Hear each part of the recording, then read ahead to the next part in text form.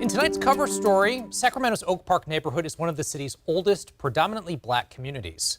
It's seen a great deal of change over the past few years, and it's about to see a great deal more with the development of UC Davis's Aggie Square at Stockton and 2nd Avenue. But many are concerned that the benefits of ongoing and future revitalization aren't being experienced equitably. I talked to people who call Oak Park home to gauge how they feel about the changes that they're seeing around them.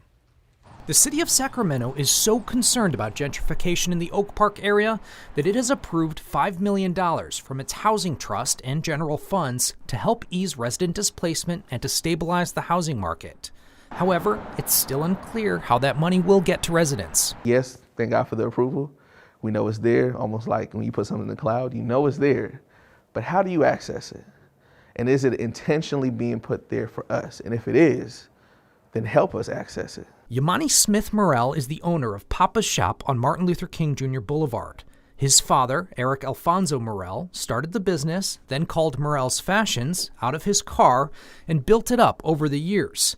Smith Morrell has some advice for decision makers as they decide how city money will be distributed. Be intentional about going to the people and finding the people that this will benefit the most and make it easy for them. He has seen his neighborhood change in recent times. It's beautiful to see these things. However, I am still waiting for, and I believe a lot of the community is still waiting for the invitation or these things to be welcoming of the people who are already here. Lynn Brazelton has spent her life in Oak Park, and she has her own perspective on the changes.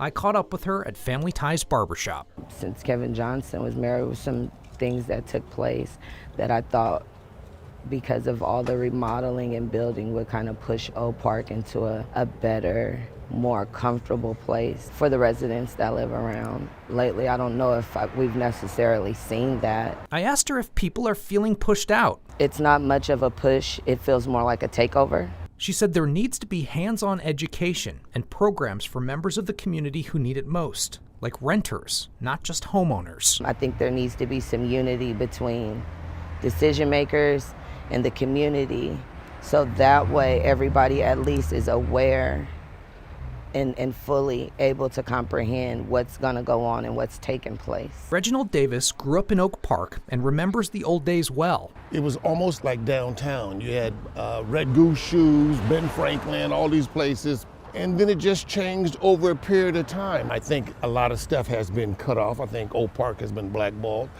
I think businesses have suffered.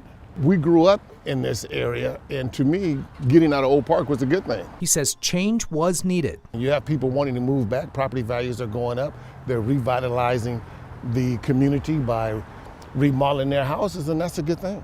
Yamani Smith Morrell agrees in part. The gentrification isn't all bad. For certain businesses, that those changes and remodeling, they bring new people to the doors and footsteps in. But I just believe that there can and should be just more intention. How do we bring in without pushing out? Now, city leaders say that the money could be used in a number of ways, like down payment assistance, repair money, even direct checks to cover back rent. Regardless, nothing has been decided yet, so the community still has time to make their voices heard.